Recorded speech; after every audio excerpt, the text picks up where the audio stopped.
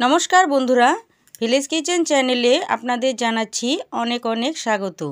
আজ আমি আপনাদের সঙ্গে শেয়ার করব লোকাল চিকেনের অসাধারণ এক রেসিপি। এই রেসিপিটা কিন্তু একদমই ইউনিক আর খুব কম সময়েই বানানো যায়।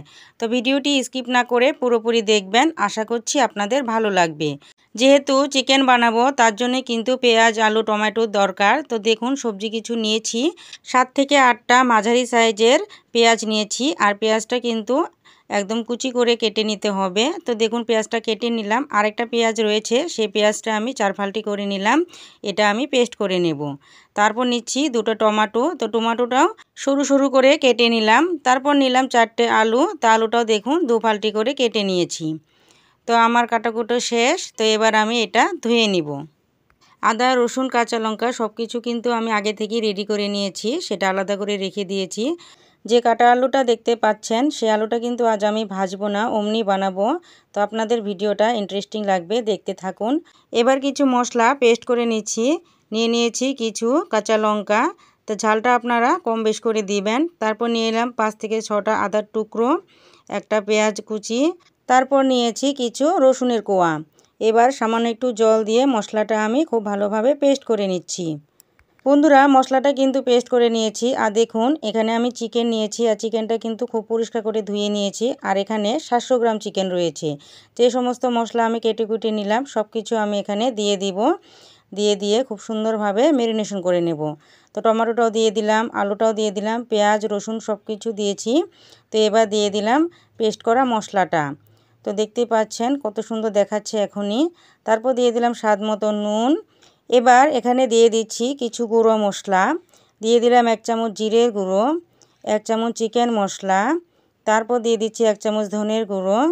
আরও দিয়ে দিচ্ছি এখানে 1 চামচ হলুদের গুঁড়ো, 1 চামচ কাশ্মীরি লঙ্কার গুঁড়ো, আরও 1 চামচ গরম মশলার গুঁড়ো। তো সব কিছু দিয়েছি। তো শেষে দিয়ে দিচ্ছি সর্ষের তেল। তো এখানে 2 চামচ সর্ষের তেল দিয়ে দিলাম। তো এবার খুব সুন্দর করে মেখে নেব। মোটামুটি 5 থেকে 10 মিনিট সুন্দর করে ম্যারিনেশন করে নিতে হবে। তো দেখুন মাখতে মাখতে এমন পর্যায়ে আসবে মাংসটা একদম রসালো হয়ে যাবে আর জল ছেড়ে যাবে। তখনই কিন্তু এই মাংসটা ঢেকে দিতে হবে মোটামুটি আধা ঘন্টার জন্যে। তো দেখতে পাচ্ছেনই কত সুন্দর করে মাংসটা ম্যারিনেশন করে নিলাম। তো এবার আমি রেস্টে রেখে দিচ্ছি আধা ঘন্টার জন্যে। তো চলে আসলাম আধা ঘন্টা পর। তো এখানে আমি একটা হাঁড়ি নিয়েছি, সিলভারের হাঁড়ি। ওখানে দিয়ে দিচ্ছি 4টে তেজপাতা আর 4টে শুকনো লঙ্কা। এখানে আমি আর কিছু দিলাম না। তো আপনারা যদি চান গোটা গরম মশলাও কিন্তু ব্যবহার করতে পারেন। যে চিকেনটা ম্যারিনেশন করে রেখেছিলাম আধা ঘন্টার জন্যে, সেটা এবার হাঁড়িতে দিয়ে দিচ্ছি। তো দিয়ে দেওয়ার পর এখানে অল্প জল দিয়ে দিব।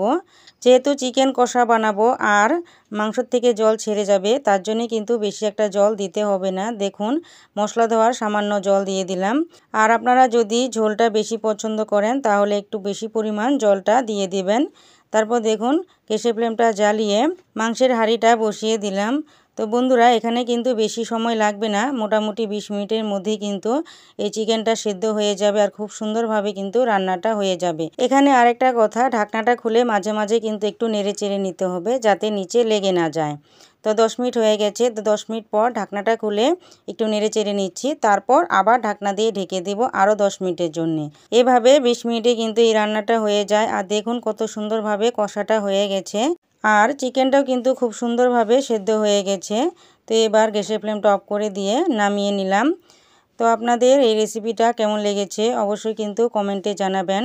একঘেয়েমি চিকেন খেয়ে অনেক সময় কিন্তু আমরা বোর হয়ে যাই, তখন কিন্তু ইচ্ছে হয় যে অন্য স্টাইলে একটু অন্য ধরনের বানানো যাক।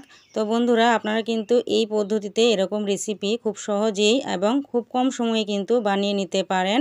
আর খেতেও কিন্তু সুস্বাদু আর অসাধারণ লাগে। রুটি পরোটা বা ভাত যেটাই হোক না কেন এই রেসিপিটা কিন্তু খেতে অসাধারণ লাগে। তাই আপনাদের বলছি অবশ্যই কিন্তু রেসিপিটা বাড়িতে ট্রাই করে দেখবেন। বন্ধুরা আমার চ্যানেলে যারা নতুন এসেছেন তাদেরকে অনুরোধ রইল চ্যানেলটি প্লিজ সাবস্ক্রাইব করে নিন। আর যারা ফেসবুক পেজ থেকে দেখছেন পেজটিকেও কিন্তু ফলো করে দিবেন। আর হ্যাঁ, লাইক শেয়ার কমেন্ট করতে ভুলবেন না কিন্তু।